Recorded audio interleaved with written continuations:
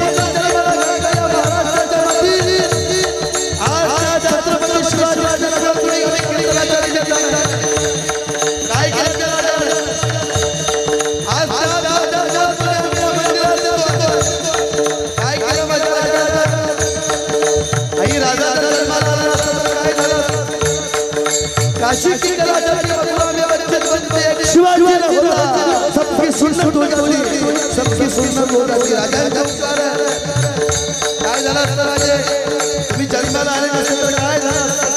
ऐका, आया बहिणींच्या लुटणारा हा महाराष्ट्र होता।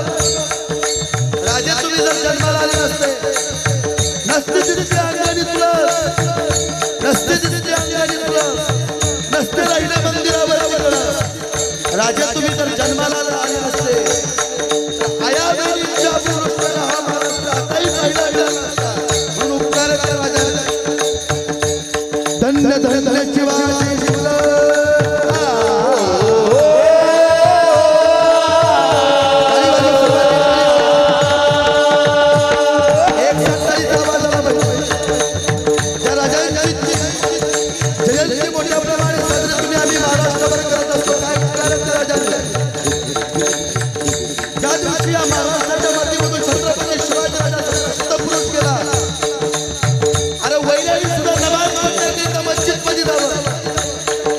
वैरानी सुधा नमाज पढ़ण्याकरिता मस्जिद मध्ये जाऊन त्या खुदाला सांगावे, खुदा तेरे जन्नत के दरवाजे खुले रखना, माँ बहन की इज्जत करने वाला शेर शिवा तेरे पास आ रहा है।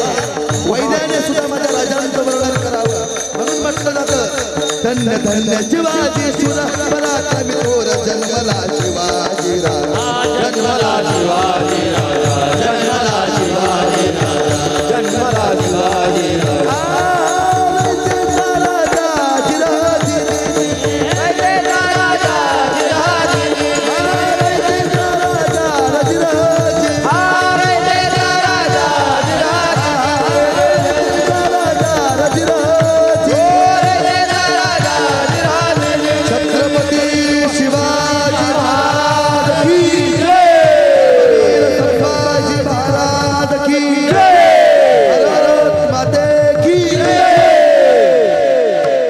सिंहासनावर बसले। सर्वात मोठे उपकार म्हणजे त्या ठिकाणी मावळ्यांचे।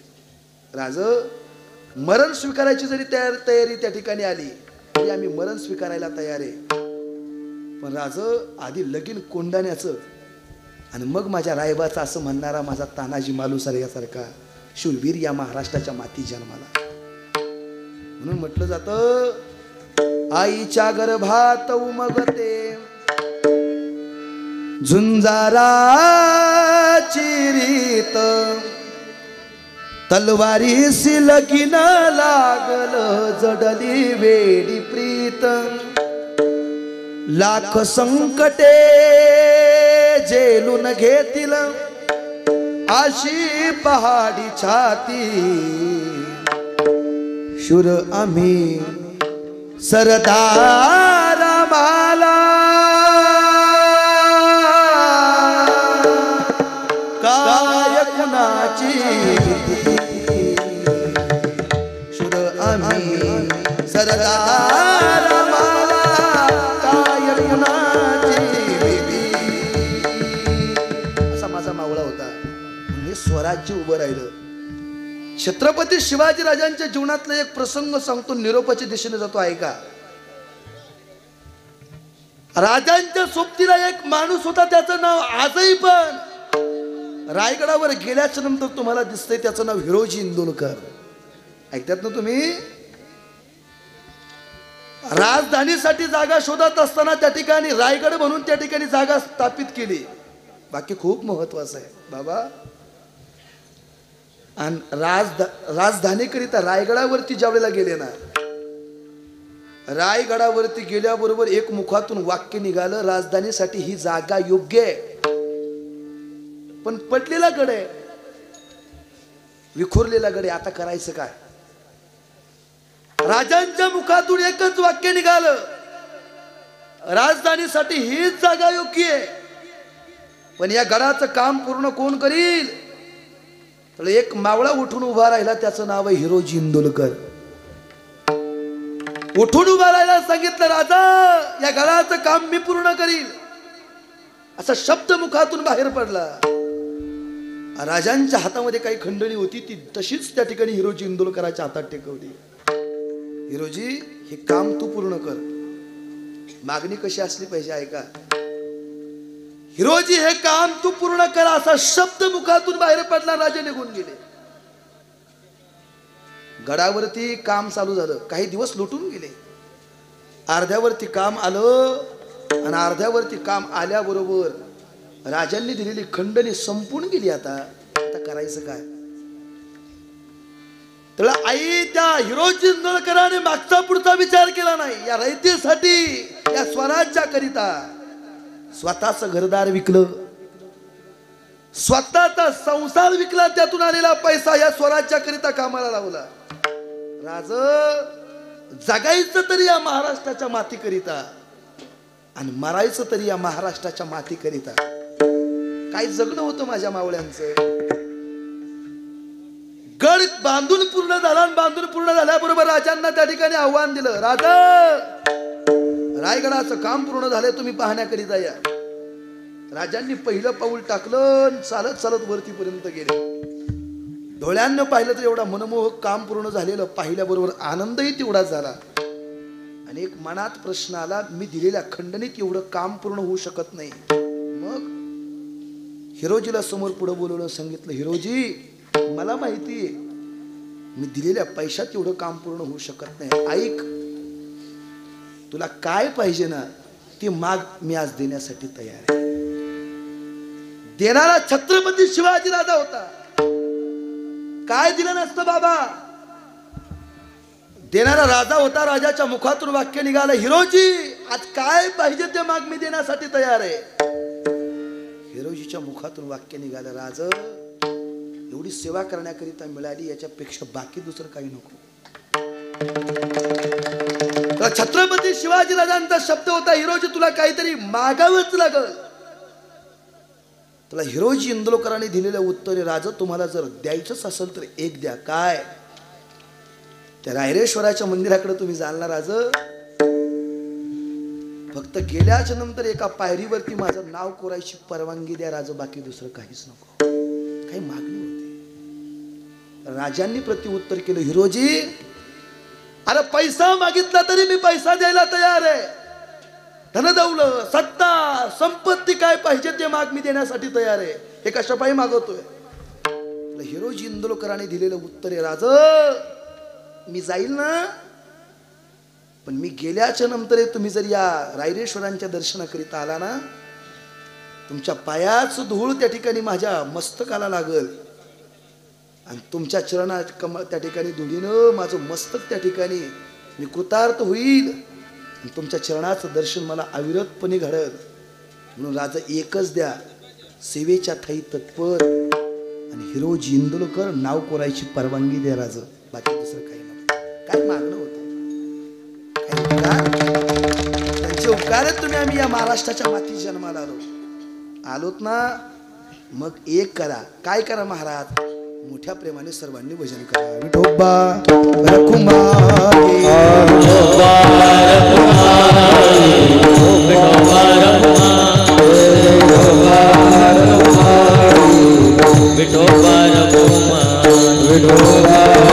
ताली वाजवा सर्वांनी, ताली वाजवा.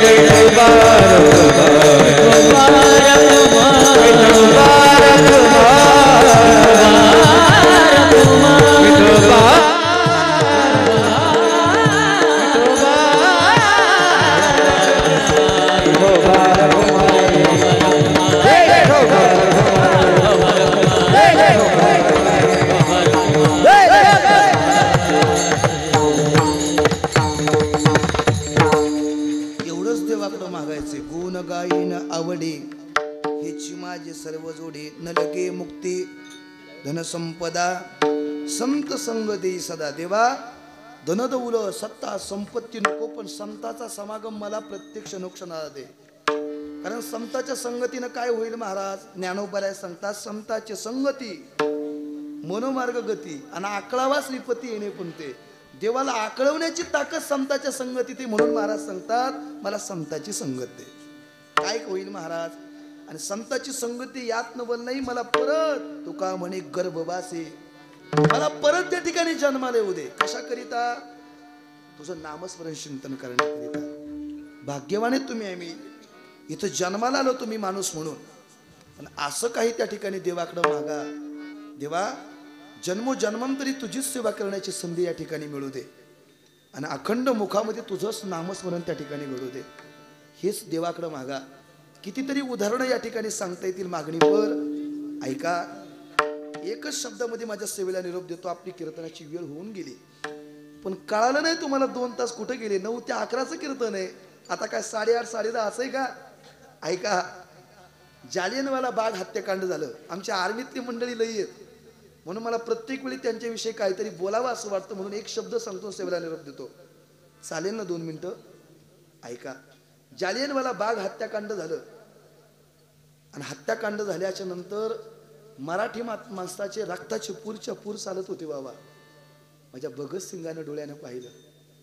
ऐका दादा हो, माझ्या भगतसिंगानं डोळ्यानं पाहिलं. डोळ्यानं पाहिल्याच्या नंतर मनामध्ये एकच प्रश्न निर्माण झाला, या महाराष्ट्राच्या मातीकरिता माझा जीव जरी गेला तरी मी जीव द्यायला तयार आहे, पण या मराठी माणसाचे रक्ताचे पूरच्या पूर चाललेले थांबले पाहिजे. काय करावं? लग्न ठरण्याकरिता घरामध्ये पाहुणे आले होते आणि आईनं 5 रुपयाची नोट हातावरती दिली होती. मेजर साहेब जा भगत दुकानामध्ये जा आणि या पाहुण्यांकरिता काहीतरी बाजार करून आण. त्या ठिकाणी ते जेवतील, तुझं लग्न जमल, मग तुझं लग्न एखाद्या मुलीशी होईल. हातामध्ये नोट घेतली आणि बाहेर गेले आणि मनामध्ये विचार केला, ही जर नोटीचं जर काहीतरी घेऊन आलो, पाहुण्यांनी जेवण केलं आणि माझं लग्न झालं तर मला आयुष्यभर तिथंच राहावं लागेल. विचार नाही केला. वयाच्या 16व्या वर्षी घर सोडलं आणि आपलं जीवन या महाराष्ट्राच्या मातीकरिता समर्पित करण्याकरिता निघाला. 21व्या वर्षी बॉम्ब बनवण्याची कला शिकला आणि कितीतरी इंग्रज लोक त्या ठिकाणी संपवले महाराज. लोकांनी पकडलं माझ्या भगतसिंगाला, वेळ नाही तेवढा माझ्याकडे सांगण्याकरिता. आणि पकडल्याच्या नंतर वृत्तपत्रावर बातमी छापून आली, या दिवशी भगतसिंगाला फाशीची शिक्षा आहे. आईच्या कानापर्यंत बातमी येऊन पाहिली, पोराचा फोटो पाहिला आणि फोटो पाहिल्याच्या नंतर त्या माऊलीचे डोळे भरून आले. एवढ्या दिवस माझा पोरगा गेला होता, तेवढ्यात एकाने यावं पत्र वाचून दाखवलं त्या माऊलीला. आई, तुमच्या मुलानं पत्र त्या ठिकाणी पाठवलंय. पोरा, हा फोटो या ठिकाणी छापून आलाय. काय पत्र आहे रे, वाच. भगतसिंगाचं एकच वाक्य होतं त्या पत्रामध्ये, आई, जिवंत जर त्या ठिकाणी माघारी आलो, जिवंत जर माघारी आलो तर ही भारत माता स्वातंत्र्य झालेली असं, आणि माघारी नाही आलो तर समजून जा तुझा मुलगा या महाराष्ट्राच्या मातीकरिता गेला म्हणून समजून जा. त्या पत्रामध्ये एवढं वाक्य लिहिलेलं होतं. त्या आईनं वाचलं, डोळे भरून आले त्या माऊलीचे. या दिवशी माझा पोरगा, माझ्या पोराला फाशी होणार आहे. लाहोरच्या जेलमध्ये बंद केलेल्या भगतसिंगाला पाहण्याकरिता ती माऊली निघाली. आईचं अंतःकरण आहे. मी मागच्या वेळी एका शहीद जवानाचं त्या ठिकाणी कथा सांगितली होती आणि आजही सांगून जाईल. ज्या माऊलीचा मुलगा सीमेवरती बंदूक घेऊन लढतोय ना, त्या माऊलीला विचारा तिचं जीवन. माझा मुलगा परत मला पाहण्याकरिता येईल का? त्या पत्नीला विचारा आपल्या कपाळाचं कुंकू किती दिवस आहे. ज्या दिवशी माझा पतिदेव मला पाहण्याकरिता येईल तोपर्यंत माझाच पती आहे. काय जीवन होतं बाबा. ती माऊली लाहोरच्या जेल पर्यंत गेली आणि आपल्या मुलाला आतमध्ये पाहिलं आणि हंबरडा फोडला. भगत म्हणून हंबरडा फोडल्याबरोबर भगत सिंगांचा एक शब्द आहे, आई, रडू नको. या लोकाला कळल रडत रडत भगत सिंग फाशीवरती गेला म्हणून. रडू नको आई, हसत हसत मला फाशीवर जायचंय. तू रडू नको, मला भेटली ना, माघारी जा. आणि ज्या दिवशी माझी फाशी ना, तू नको येऊ, तू आई, तू रडल्याशिवाय नाही राहायची. तू येऊ नको, नानाला पाठव, तू नको येऊ असं म्हटल्याबरोबर त्या आईनं अंबरडा फोडला. ज्या दिवशी फाशीची शिक्षा झाली बाबा, फाशीची शिक्षा झाल्याच्या नंतर त्या आईला विचारलं त्या इंग्रज अधिकाऱ्यानं, आई, तुमचा मुलगा फाशीवरती गेलाय, तुम्हाला काही वाटत नाही का? तर त्या आईनं दिलेलं उत्तर आहे, मला एकच मुलगा आहे आणि तो फाशीवरती गेलाय. मला जर दुसराही मुलगा असता तर या महाराष्ट्राच्या मातीकरिताच त्याचं जीवन दिलं असतं. ते आईचं जीवन आहे. आपल्या गावाला असे कितीतरी वीर पुरुष या महाराष्ट्राच्या मातीने दिले. म्हणून म्हटलं जातं, जहा डाल डाल पर सोने की चिड़िया करती है बसेरा, ओ भारत देश है मेरा. भाग्यवान आहे तुम्ही, देशाची सेवा करत असताना या मातीची सेवा करतायत.